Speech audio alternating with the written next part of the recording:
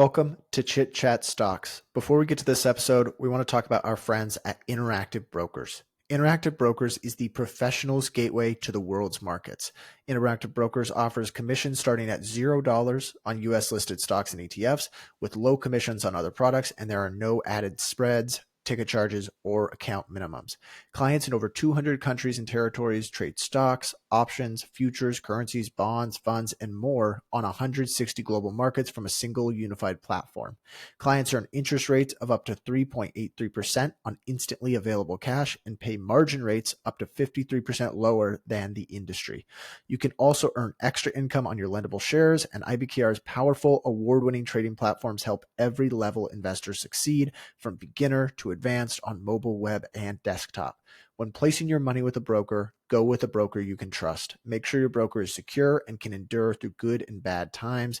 We use IBKR here at Chit Chat Stocks for their best-in-class international coverage, and you can too by heading on over to ibkr.com. Interactive Brokers is a member of SIPC.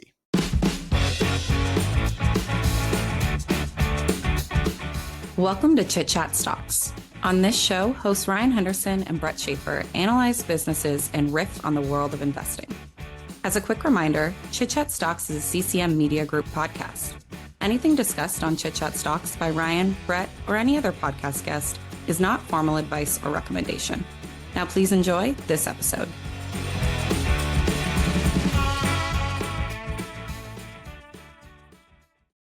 Welcome into another edition of the Chit Chat Stocks podcast. My name is Brett Schaefer and joined, as always, by Ryan Henderson. And we have a third guest today, returning interviewee on the Chit Chat Stocks podcast. It is Larry from Buyback Capital. It is a Substack that covers quality GARP companies, a lot of interesting companies on there, including Instacart, FICO, Fair Isaac Corporation, which he has talked about on this podcast before. But today we are covering Grindr, the dating app for LGBTQ people that is popular, I think, globally, but mainly in North America. We can get into that during this interview.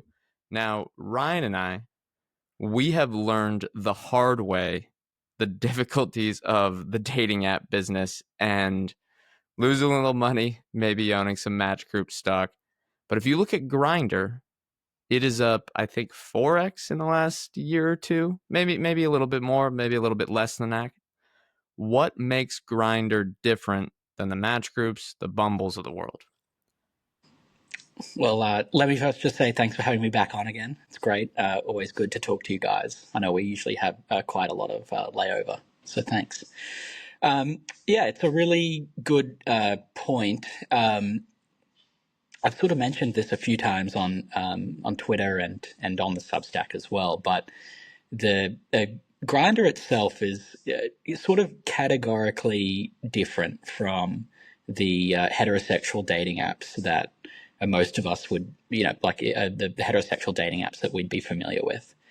And, it's there are decidedly different dynamics that sort of come to play. So the history of heterosexual dating is like quite, you call it tumultuous or constant platform changes. If you go back and you can see the surveys of how people have traditionally met each other in heterosexual dating going back to the 1930s, and the popular forum for people meeting each other constantly changes, and that those changes have been becoming more and more pronounced since the advent of the internet. So there was a time when the most charismatic place to meet a partner was a church, and people stopped going to church. There's been a move away from a church attendance in large cities, and then there were things like dances, school, work was a very charismatic place to meet your significant other in heterosexual sense in the 1980s. But there's also been things like dating services in the 90s. You'd like record a VHS tape of yourself, and that would be distributed to a bunch of potential suitors who would what's you talking about yourself on a on a tape. And then the internet came along, and there was Plenty of Fish, which was or the original Match Group properties, which were sort of Tinder 1.0, which sort of hit the same kind of theme as the VHS tapes. It's very much about presenting yourself.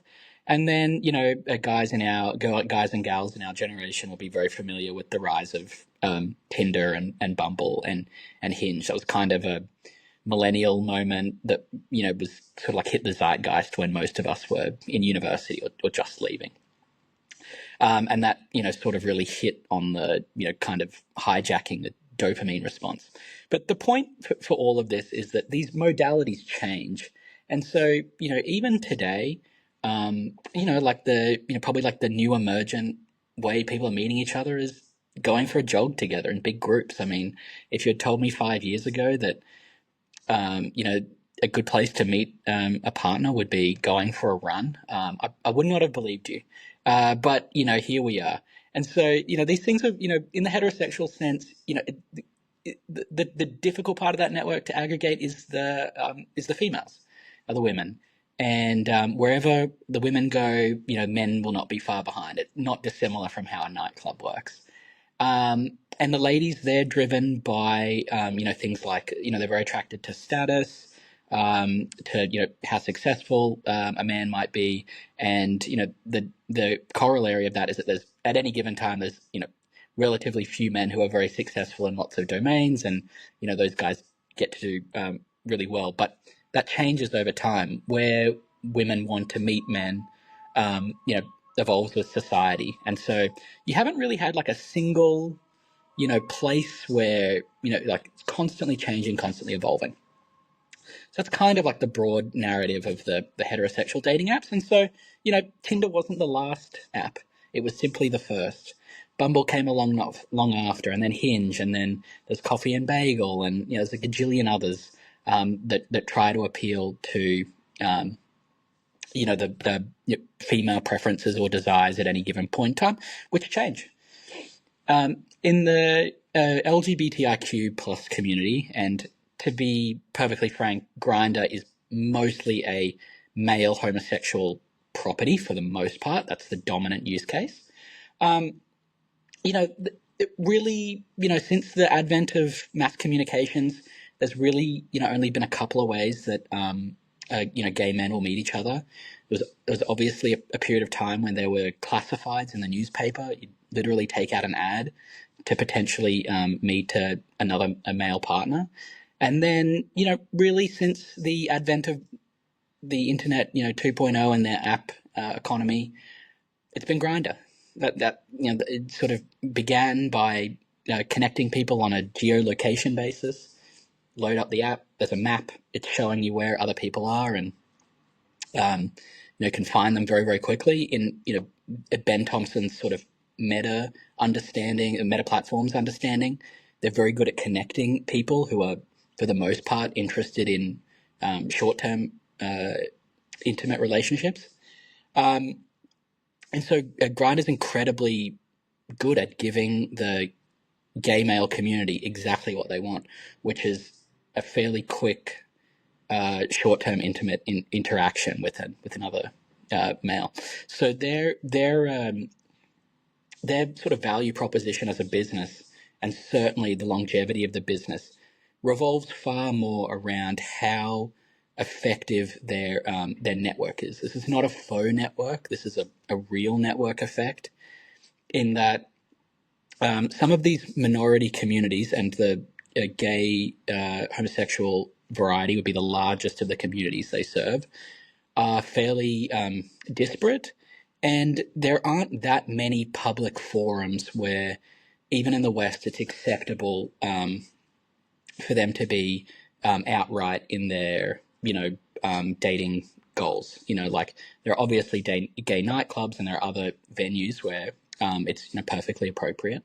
But they, like it's kind of the example of a guy approaching a woman at a supermarket or something like that, looking to make a connection. That kind of thing cannot exist in the public in their particular example. So you have this very strong network effect that for the most part is giving this community what they want. At least half of gay men who are surveyed by Tinder, they are looking for some kind of long-term relationship, but that's concurrent with about 90% of them interested in a romantic relationship, an immediate romantic relationship. So for the most part, it serves, and if you've ever used the app, which I've been on there, and it will give you connections to other like-minded people extraordinarily quickly, and so one of my friends described it as instant gratification on demand, and you can kind of imagine the male attraction mechanism turned in on itself. So as men, we're very attracted to visual stimuli, and that's a quick thing. Like, it doesn't take a lot of warming up, kind of know if you're attracted to someone or not. And so that kind of disruptive mechanism that happens on the heterosexual side doesn't happen on the gay homosexual side. Male homosexual side. And so you have this very recursive mechanism that keeps bringing people back to the app, and this sort of exhibits itself in these incredibly unusual characteristics for the app. So they claim that the average user spends almost an hour a day on this app, which is levels of engagement which are close to unprecedented. I mean, this is kind of like engagement levels, when Facebook and Instagram first started taking off, and the network grows every year at sort of a high single-digit rate, and they dominate. They're absolutely able to dominate probably tier 2 and below metros or towns, because only one network can get enough people together. And so that's especially true for, it's especially true for communities like transsexual,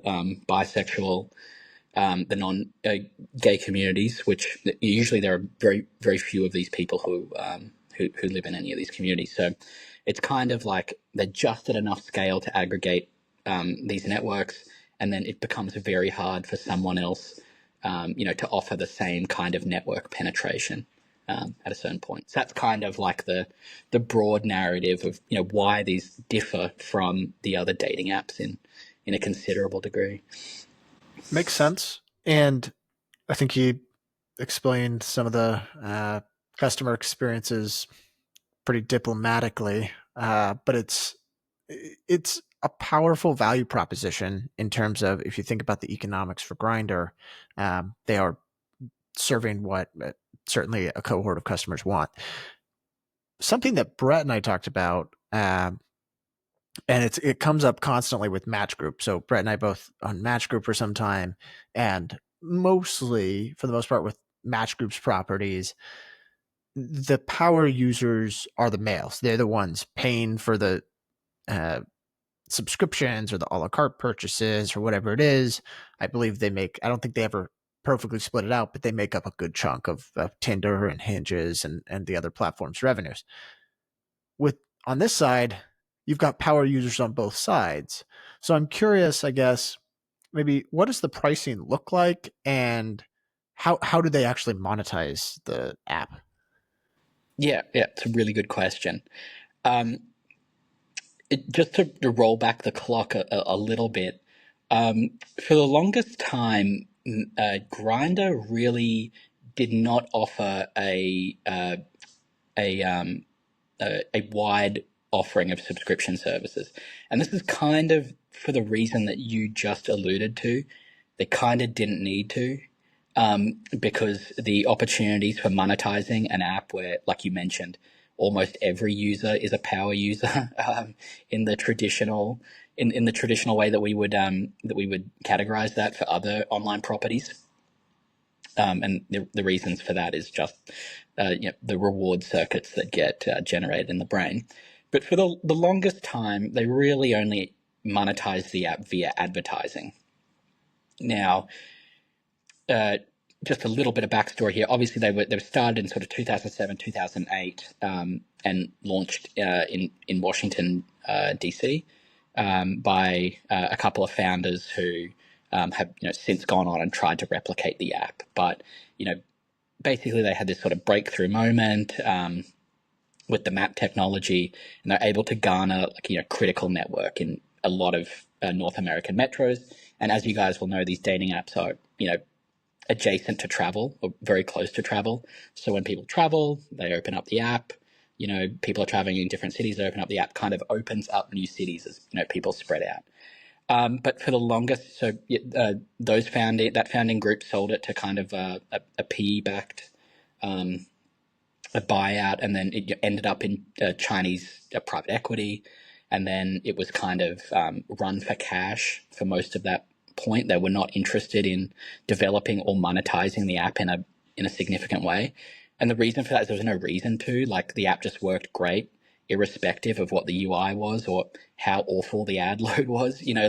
People will put up with an incredible ad load because kind of hijacking the brain's dopamine function at the end of the day. And so people will stay on and spend, an enormous amount of that time with an ad load, which was one, offering you terrible ads.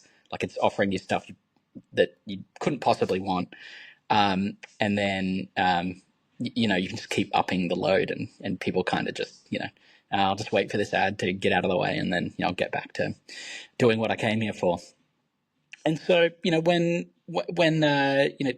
the company was forced out of, quote unquote Chinese control by a Trump one era executive order, and then it was sold to a group of, I think fair to say Chinese American investors out of Singapore, who later went on and SPAC'd it, and did all the usual SPAC things like give themselves a huge amount of warrants and load the thing up with debt, pay themselves out a big dividend, etc. But on the back of the de-SPACing, professional management was brought in. They were given options, and they were given all the usual incentives to monetize this business in a way that would reflect positively in the share price. And so, really the story since it's come out of, quote unquote Chinese PE ownership has been that they've developed subscription features, and where they are at that journey is basically where Tinder or Bumble was 10 years ago. They're just beginning to roll out features like Passport.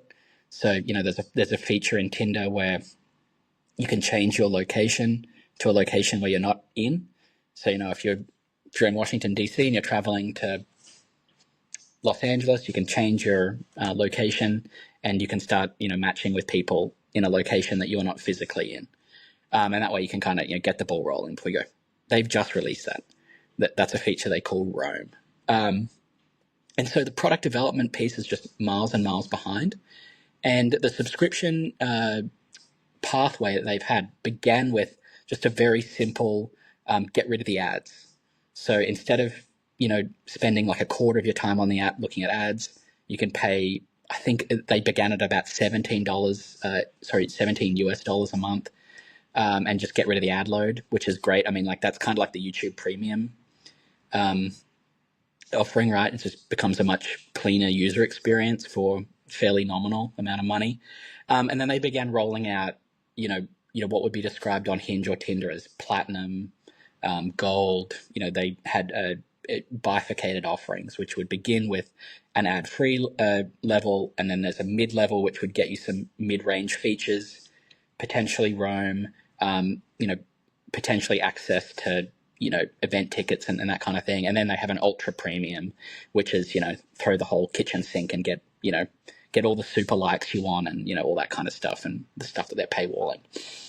And so along those kind of lines, that the pricing umbrella there, it's very difficult to equate this to what the heterosexual dating apps are doing, because like you mentioned, the features are gated for one part of the network who sort of desperately clamoring for access to the other side of the network.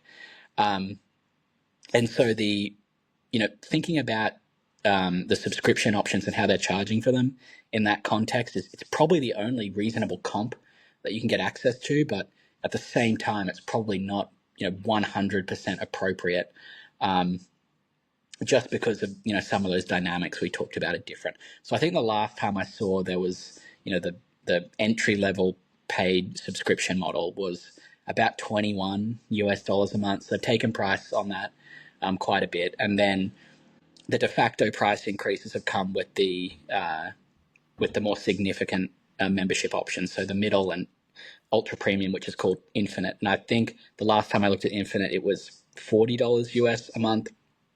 If you look at like the top subscription for Tinder in North America, it's getting close to $60 a month, and they'll paywall features with the top subscription as well. So you might pay for extra super likes or something like that. So you're going to end up paying a bit more. It's very difficult to know where pricing goes from here. My sort of only prism, to understand is like they're sort of, they are kind of attractively priced compared to the heterosexual peers with the limitations that we talked about. And they've experienced sort of like no slowdown in the pickup of the paid product. So probably the better prism to think about the subscription services. And to be clear, these make up the majority of how Grindr now generates revenue as well. But the way to think about it has always been that they're coming off a very low base of penetrated users who could pay for the app. So they're just rolling these things out. So kind of steady state paid user penetration is quite low. By like IR has mentioned that they probably think steady state penetration levels are a third of what they can be at maturation. I'm not entirely sure how they come to that. Probably just extrapolating out the growth trends. But the high level inputs are that the app user base grows, and this is monthly active users, grows at a high single digit rate most years. So sort of an 8 or 9% level. And then paid user growth is about double that. So they're kind of converting. And I assume a lot of people who are new users are probably going straight, are much more open to becoming paid users because they haven't been sort of, they don't have like, and people will be using this app for decades, by the way. Like people who were using it in 2008 are still using it now, irrespective of whether they're married or not. And so those users who were using it back in the day, they're probably more attuned to the advertising model rather than paying for it. But some portion of those are picking it up. A large portion of the new users are picking it up, and that's kind of where it goes. I think probably in their case, they will have a lot more success offering standalone features. So you can sort of use the offering. You could maybe get the introductory subscription price, and then you might pay for Roam, or you might pay for 7 or 8 of the other particular items that might be important to you at any given point in time. And again, I think that's because Grindr's management's going to be a lot more incentivized to offer people specific products they want, not just gatekeeping part of one side of the network, which is probably not where the value add is. This is like, we're going to have these paid developments which kind of gets you what you want quicker. And that's sort of been like the main criticism for them over the years, is that they're just a hookup app.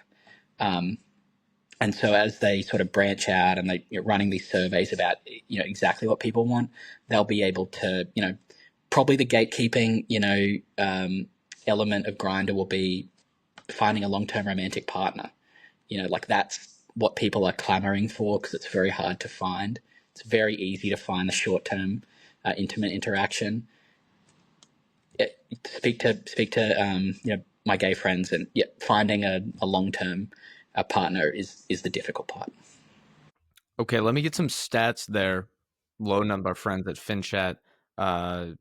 Average direct revenue per paying user, however they describe that, went from $11 in 2019 to $22.50 in 2024. I'm seeing, North America revenue, $208 million, Europe revenue, $83 million, even rest of the world, $53 million.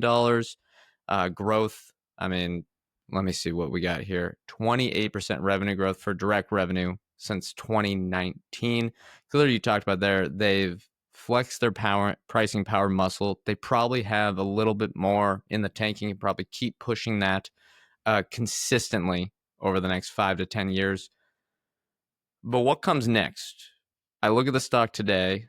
I think it's trading at something like 30 times earnings, 30, 35 times earnings versus, a Match Group or Bumble, maybe closer to 10.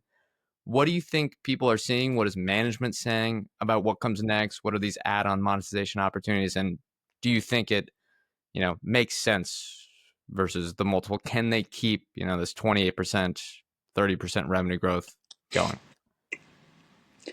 Yeah, fantastic question. The overriding narrative here would just be that these guys are so early in many of their growth vectors. So talking about the subscription offerings, these are really and especially the super premium option, that's a story that has played out for maybe 2 years. So we're kind of very early in probably them just copy and pasting the successful products from the other dating apps and seeing how they go. And to be fair, those have been quite successful. And people are generally going to be willing to pay for a better customer experience, especially where the network has been aggregated underneath. So definitely, to your point, they've taken some price. I don't think this is necessarily a huge pricing power story. I don't think their price will be going down. And I think, if anything, any additional pricing that they really take will be on the back of some of these product developments that they make, instead of just pushing price on the subscription, which I think would probably be a negative thing for them in lieu of extra product development.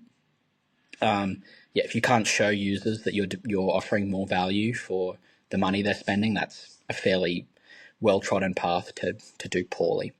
So on the direct revenue side, probably be some pricing, but there's the long and consistent story is the growth in monthly active users and the kind of extra special growth in paid users. So there'll be at least a period of time, I would guess 5 years, where there will be just a lot of organic uptake in volumes for people paying for the product. And that's simply because the penetration rate is so low. Additionally, probably the most exciting opportunity is advertising. So the advertising revenue, you can see in the last quarter, it went through the roof, basically. And that's really the kind of really exciting story here, because that advertising revenue takes place outside of the Apple Store. As you guys will know, with the traditional dating apps, Apple comes in and takes a nice 30% cut of your business. And so, a typical high margin app subscription is 70% gross margin business. And you can't really, move from that. The travel apps and, these dating apps, and even Facebook wasn't immune from getting whacked over not cooperating with Apple. So that's very difficult to move. The advertising platform, just like with Facebook, happens outside of the app. And so that is probably an 80 or 90% gross margin business. To put in context, even a couple of years ago, if you had gone onto Grindr and used the free version and just copped the ad load, basically it was, kind of like a Google AdSense product that had no information tracking, no targeting. For most intents and purposes, there was not a marketplace. They didn't offer an advertising platform. So if you were, you had a product that was very popular with the gay community, you'd have to go to, the Google ad platform and try and kind of bid around, and it was awful. Terrible experience for the customer, terrible experience for the advertiser, terrible experience for Grindr as well, because you're kind of pissing your users off when they're trying to find a date or someone to meet over the weekend, and they're being given ads for a Chinese shooter game that download on your phone. It's bad for everyone. It's not good for anyone. And so in the last couple of years, they've brought in ad execs from the other major platforms to build out their own ad platform. And so, they're just, again, with the sort of the same theme with the subscription side, they're just going to copy and paste what, the Facebook technology, the Snapchat technology, and they're going to build, and they are building a platform which will mean that you can come directly to Grindr, and you have this they have a treasure trove of information, right, on individual people. They know where they are, they know where they like to go out, and where they're going out to meet dates. These are all super high intent and high paid experiences, and this is a very engaged user base, and so the ability to offer them a whole variety of products, from, I'm sure you can imagine, all kinds of stuff, that can be targeted towards this audience, and being able to do that is hugely beneficial to basically everyone in that equation, because as you guys will know, that the benefit of digital advertising is obviously you can identify your customer easier, but you can also track the return on your ad spend. And so long as you are making more money than you're spending, that pricing, the price you can pay for that advertising, can be infinite if the return on it is super high. And that's basically what's happening now. A lot of these, ad buyers and digital agencies are becoming more and more aware of this. And the ability to kind of segment when your ad is seen on the app, very important, because a lot of these products don't want to be associated with certain activities or certain parts in the discovery process that would have their product associated with things that probably not appropriate for it. And so in the last quarter, I forget the number, I think it was like a 40% increase or something, and the incremental margins on that are absolutely through the roof. So I'm very bullish on basically them just rolling out a good modern ad platform, copying and pasting what Meta has done, and that driving significant growth for the foreseeable future at very high incremental margins. As far as kind of what they plan in the future, it's very hard to differentiate between what's propaganda and what is legitimate. So my understanding would be that the core male homosexual use case, very strong, powerful network effect, delivering users what they want in a very timely fashion.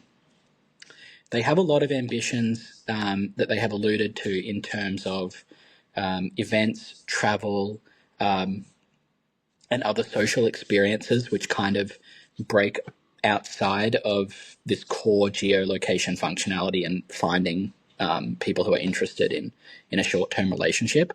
And there's sort of a bit of a risk there in that if they get distracted outside of their main use case, they could degrade that core value proposition, which is incredibly strong. And that would allow, for people to, other competitors who could focus on that to, sort of capture marginal users.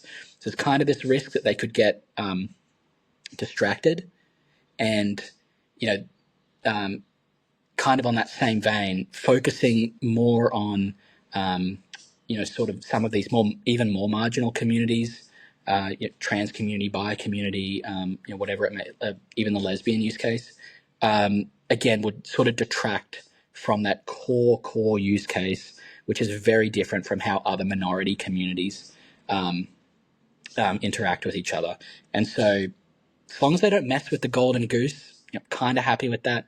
But they have a lot of ambitions that they have said, not that they're making these developments now, but they've said that they want to do in the future. And I think that's a bit galaxy-brained and could be a distraction for the company and cost them lots of business development dollars and software development dollars that don't necessarily need to be spent. That's kind of like their 5+ year growth plan.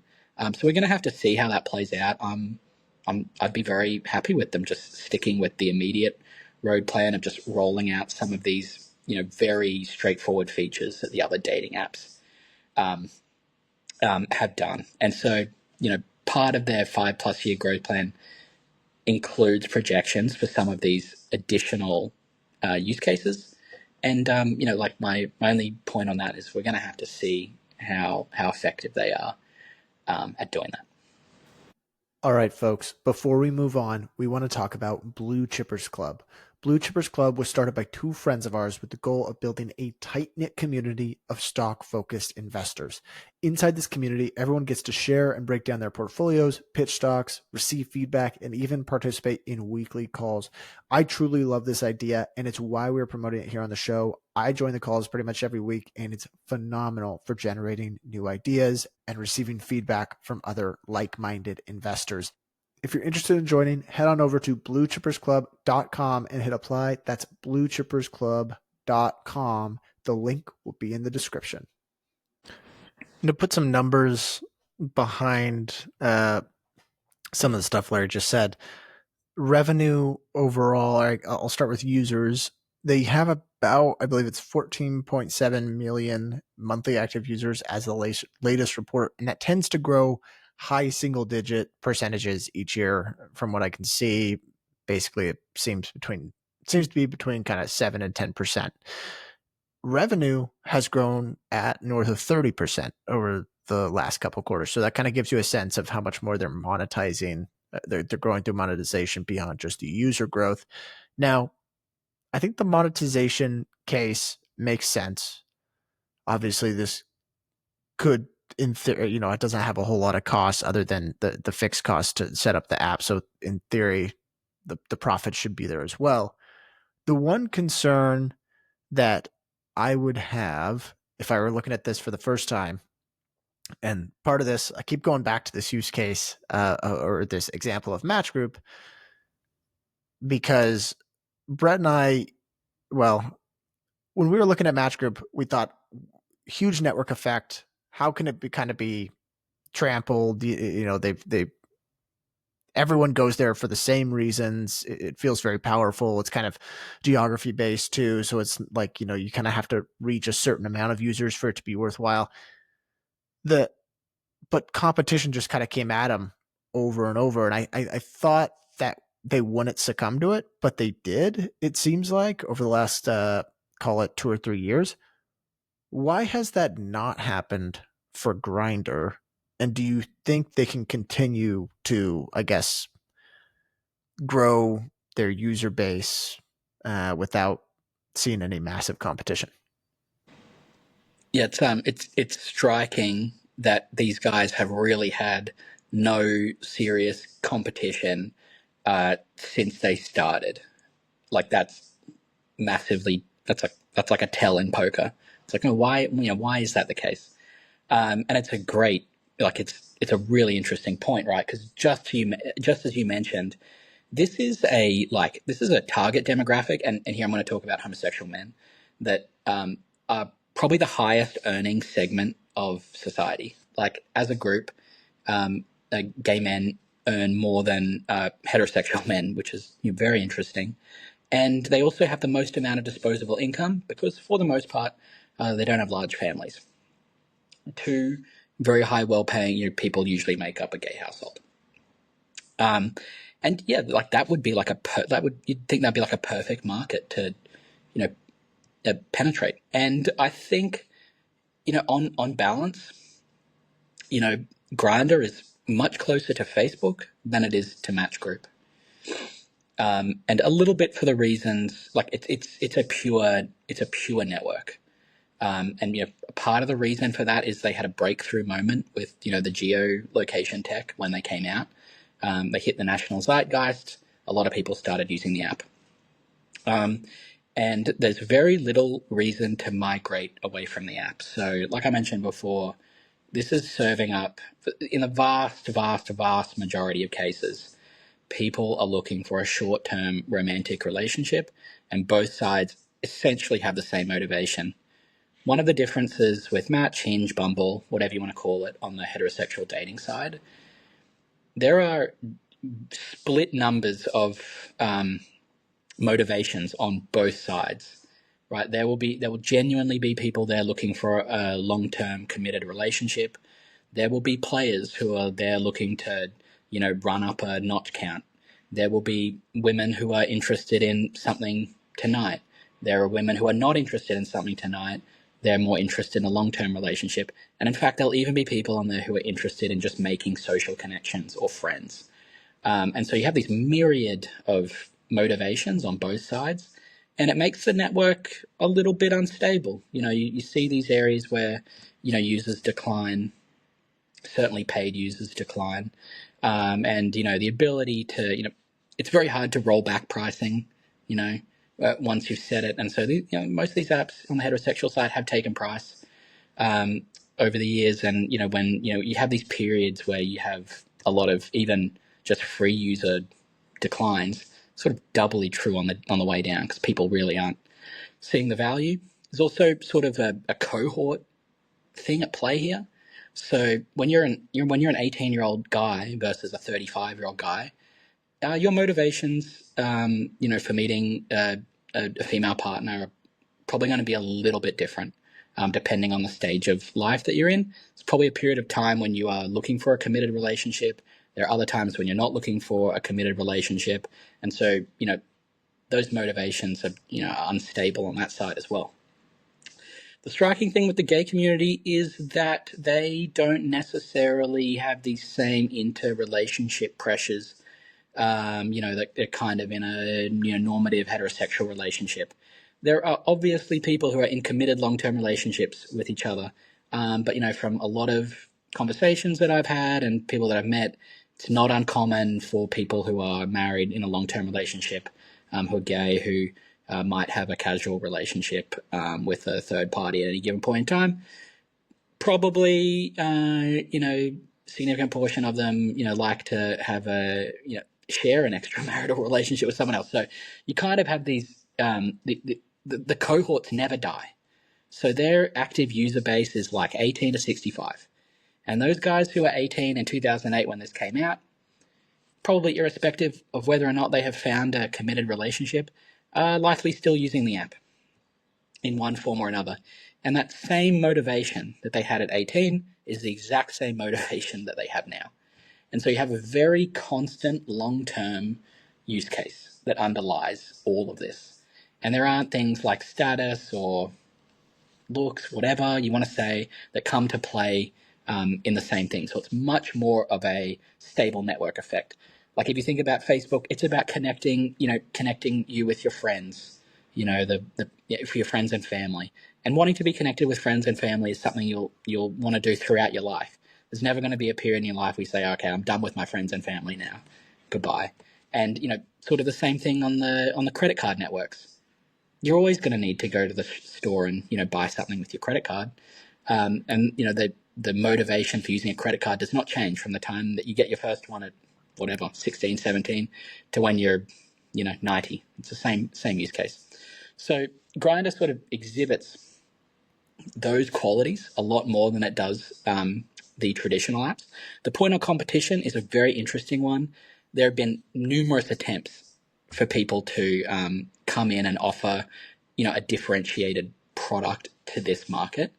The guys who founded this and who sold it, they were kind of a little bit disgusted at what they had created. And so the founders of Grindr were gay, obviously. They knew exactly, the kind of product that would appeal to their community. But, they were also a little bit off-put at how, focused the app became around short-term romantic interactions. Obviously, as they got a little bit older, more mature, obviously people become a little bit more conservative in these things. And the founders tried to start their own app to compete with Grindr that was more focused towards, genuine, what they call genuine connections. And it kind of failed. Didn't go anywhere. It didn't give this community what, irrespective of what they say, irrespective of what people say, there's an underlying motivation for using, these apps, and really didn't deliver. In more recent years, there's sort of Archer, Fluffies. I think probably Archer at this point, I think I saw the last number was they'd gotten to about around 750,000 users. And that's a pretty good dent. I mean, that's 1/16th, 1/17th of where Grindr is. And I don't necessarily think that this has to be like a one app to rule them all type situation, and simply because of market segregation.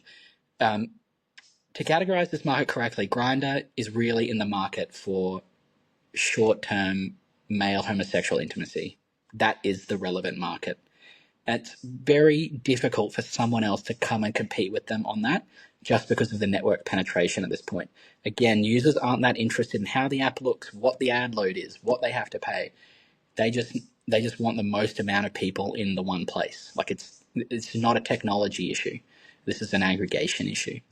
And so off the sides of this, I think it's perfectly reasonable to think that an archer that might be a little bit more focused towards genuine connection, that might be an additional use case. Nothing to say that people can't use two of these apps. And if they come to a point in their life where they want to find a more committed relationship, they might find something else.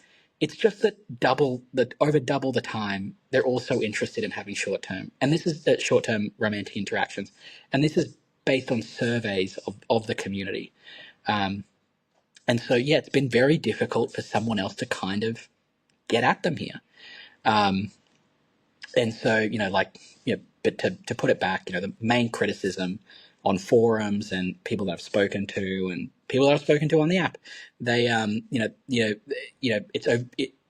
they can be off put by the overtly sexual nature of the app when they are looking for something different. And some of those other apps, including Tinder and Hinge, by the way, Tinder and Hinge play an important role in the minority communities looking for connection. It's especially true with Hinge, and it's especially true for the non-gay communities, just because those other communities are really not as interested in the short-term sexual interactions as gay men are.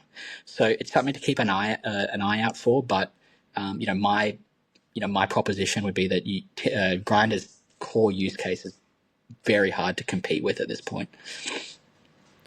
Okay, so we've talked about stable user base. I guess we haven't talked the details of the unit economics of dating apps, but I think people can guess that, it's asset light. There's great cash flow conversion. I'm saying this because there's going to be cash coming into the balance sheet every quarter, every year, hopefully higher amounts over the next 3, 4, 5 years. And what's going to be ever more important is management's decisions on capital returns and balance sheet improvement. They have a lot of debt on the balance sheet. They have been working that down. What is their plan with the debt, returning capital to shareholders? I think I saw this might have been a shockingly large number, a $500 million buyback announcement for a company that does through, I think, $300 million in revenue. But hey, maybe they can hit that within a couple of years. But what is their plan?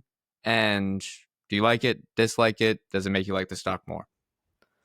So this was kind of the casting factor that, made me really interested in the stock as an investment, as opposed to just a business case. And full disclosure, I do own the stock.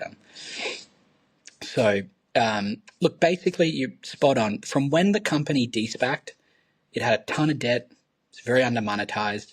And, part of de-SPACing was that, the existing shareholder base, or certainly the promoters, were issued a large amount of warrants, struck at like nothing.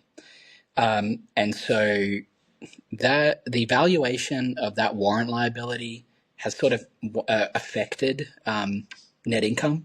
You have to kind of calculate the value of those warrant liabilities, and then the difference in the valuation gets deducted or added onto net income. So the net income number has been all over the place in the last couple of years for that purpose. As of the last 6 months, they've basically taken out the entirety of the warrant liability. The largest shareholder who owned the warrants decided to convert, so he took up stock when they were retiring the warrants. And they've been trying to aggressively refinance the debt. You can imagine that, taking out debt against a pre-de-SPACed gay dating app would, be usurious, might be the right word for the rate. So, their ability to refinance it, but also just really grow their business a lot and bring that debt ratio down has been really, really important. Importantly, about 6 months ago, they had an update from their new CFO, you have to forgive me, I forget her name. But basically, the company came out and said, once we reach our debt, our debt ratio goals, this company will be returning most of its excess cash as dividends and share repurchases, and that's like music to my ears. So debt coming down, cleaning up the balance sheet, returning capital, and business results inflecting off of all the good stuff we've already talked about. So that's right up my alley. Yep. So as just to your point, Brett. Yep. In the last announcement, the board authorized a $500 million share repurchase, which at the time was about 16% of the stock. A little bit less now, I think, as the price has rallied a little bit.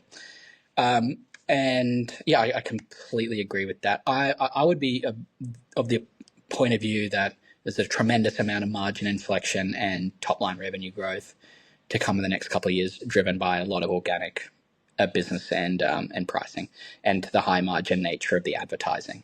And they're going to be literally swimming in cash in a couple of years. So this will look a lot more like a bond than sort of has as it's come out of the de-SPAC chaos. And that's back to the original point. That's really why it got to a crazily cheap price, just because the debt ran into the 2022 sell-off, and it's very difficult to find out who had issued the debt and all these kind of things. So all that stuff's getting cleaned up, and they're probably going to become like a bit of a buyback machine, if not have a marginal dividend. I hope they don't do any dividends and they just run the share repurchase. And yet it's going to look very similar to some of the other stocks I've talked about on here, like a FICO or like a Moody's or something like that. That would be where I see obviously some of those concerns I raised about the company's further business development efforts in the wider minority communities and things like travel and events and that kind of thing. That might engender another investment cycle, which could step up OPEX and probably capitalize software costs. So that's kind of the reason why I'm not as bullish on that, just because their existing use case is really good. Yeah, so I think it's a very straightforward capital return program from here. The CFO sort of made that clear in last year's Investor Day, and the most recent announcements have all been far and above what I expected. All right, folks, if you are a regular listener to Chit Chat Stocks, then you know that we use finchat.io daily. FinChat is the complete financial data platform for stock-focused investors. They have robust financial data on more than 100,000 stocks globally, including company-specific segment and KPI data. For example, you want to see Amazon's revenue from advertising? FinChat's got it. How about Netflix's paying subscribers by region? Yep, they've got that too. And they recently added custom metrics so that you can build your own formulas to track the numbers that matter most to you. So head on over to finchat.io/chitchat. All new users automatically get 2 weeks of FinChat Pro for free. But if you want to extend to any paid plans, our link will get you 15% off. That is finchat.io/chitchat. Link will be in the show notes. It certainly has not been without its red flags over the last couple of years. I mean, it came public via SPAC. SPAC has kind of become a bad word. There's the warrant liability. There was the debt. There was sort of the Chinese private equity background and sort of all the management turnover or the management changes that were associated with the different ownership groups. However, as you've kind of laid out today, they have a very consistent user base, which has a high propensity to spend and should have very good cash flow dynamics. Why wouldn't this work? What do you see as the biggest risks? Yeah, I think probably covered a little bit of them so far. Definitely the ones you flagged, that you guys flagged with competition, is probably front and center. Somebody else making significant inroads into the user community on a kind of parity-like basis might actually take away some of the pricing power of the company, which would have kind of put the whole thesis into reverse. If someone like Archer or Fluffies or whatever was able to aggregate a significant amount of the user base for a different motivation and then kind of like pivot towards what it usually becomes, yeah, that would be bad. And that would be kind of, you might want to throw Grindr then into the categorization of a Match or not a Bumble. I don't see them being that bad, but maybe a Tinder or Hinge or something like that. That would be number one. I think corollary to that would be a management-owned goal. We've seen this, a million times in corporate history, but a company has a very good core business that generates a lot of money and doesn't require a lot of management genius, and management, decides that they are geniuses and they're going to branch out into all these other areas and they're going to do M&A and on it goes. That would be a significant risk, primarily because it might distract them from what is already their very core, amazing business. I think that's much less of a case with the current setup because, the CEO, George Aronson, he is homosexual and he understands the app very well. There's a lot of criticisms people have of him. He's had a very tumultuous entrepreneurial career, but I judge people on sort of how they've done and what their track record is so far. And I would say the job he's done leading Grindr has been exemplary. I think it's been good, not without its controversies, by the way. He, issued like a mandatory return to office policy and a third of the workforce quit.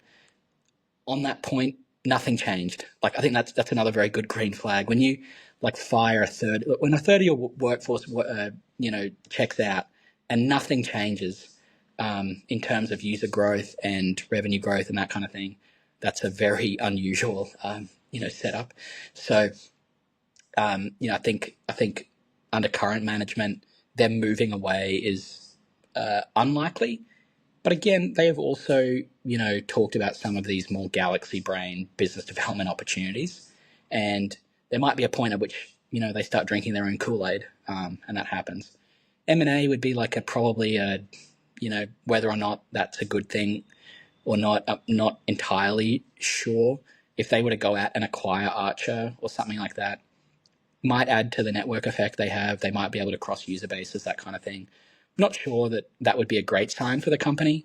That might be like a Google type, we're going to kill the competition before they kill us type thing, which would just mean that, long-term expense base, you need to adjust for these guys, rolling up other additional apps. I don't think that's necessary. I don't think they need to do that on the current trajectory and their current market position. And so, corollary of those 2 points is, wasted money, money that, that gets spent frivolously as opposed to being returned to shareholders. I think on its current trajectory, if you look out 3-5 years, make some assumptions, that's, never bulletproof to do that. But if you have some sort of assumptions based on where you think the advertising business and the subscriptions can kind of stay at the growth rate that they are, you can get to some very interesting pre-tax numbers and free cash flow numbers. And so, my preference would be for these guys to retire as much stock as they can, as quickly as possible. And this is probably a business under those circumstances that can take a bit of leverage, can take a bit of gearing. So that would be my next thing. There are always extreme risk factors, which can affect these things. I flagged a couple of these before. I think they're very unlikely, but clearly this app from time, like all social networks, things like child pornography and exploited, people trafficking, that kind of thing can happen on the apps. Quite often, extremist political groups will use these apps to identify members of minority communities and physically attack them. So there's a phenomenon called gay bashing that does happen from time to time. I'm not sure that's, Grindr takes user safety very seriously. And so, those things do pop up from time to time. And, probably as the world becomes a little bit more politically polarized, which I think that's just how the world is at the moment. Typically in an environment like that, minority rights kind of go into reverse and aren't as, supported by the wider community as they usually would be. And, as you mentioned, Brett, the main use case is in North America. And at the moment, kind of these gender issues are being devolved to the States. And so there's states that are like kind of, turning back the clock on some of the family law stuff, some of the abortion issues, and some of the other social issues. And so some of those things might, be a good thing to keep an eye on as time goes on. And if there is extreme political polarization, you might see that. And so those risks are definitely more pronounced in the emerging markets. So I would say parts of Asia, Africa, probably even parts of Latin America, where a lot of the international growth is going to take place in the future. These places have been, very hostile to minority communities in the past, and Grindr is banned in several African countries and in several Middle Eastern countries whose cultures don't really accept these kind of like minority lifestyles. So those are all the kind of things you want to keep in mind. I think the really extreme banning stuff is not necessarily a threat in the main Western markets, but it is something to keep in mind. All right, that was a fantastic overview of what I would say is a high quality business. And I will also add, it wouldn't be, you got to stay on brand, hoping for the buybacks and increased buyback program with the name of the Substack, Buyback Capital, which, as we close things out here, tell people where they can find more of your work, what you do over at Buyback Capital. And for anyone that's interested, we'll have a link in the show notes to the website and Substack. Oh, great. Thanks very much. Yeah, look, I'm on Twitter almost every hour of the day at Larry Jamison. That's sort of a little bit more my constant stream of thought on any particular issue that comes into my mind. There's a link on there to my Substack, which is Buyback Capital on Substack, where I cover, like a range of high quality GARPy businesses that are usually in some kind of bizarre situation. So like the de-SPACing from Grindr was really like the opportunity to buy shares in a really good business at a very, what might be a very attractive price, simply because it was so obscured by, odd securities, a lot of debt, and very unfamiliar business model. So if you're interested in some of those idiosyncratic business developments, pop on over. There's lots of free content, and there's some paid content for deep dives in particular companies. Yep, I'm looking right now. I see FICO, American Express, actually the Buffett purchase, which is a great case study. I liked reading that one. Instacart, CoStar, a lot of other good stuff. Go check it out. All right. Thank you, everyone, for listening to this episode. Hope you learned a lot. Let me hit the disclosure before we get out of here. We are not financial advisors. Anything we say on this show is not formal advice or recommendation. Ryan, I, or any podcast guests may hold securities discussed in this podcast, may have held them in the past, and may buy, sell, or hold them in the future. Thank you, everyone, once again, and we'll see you next time.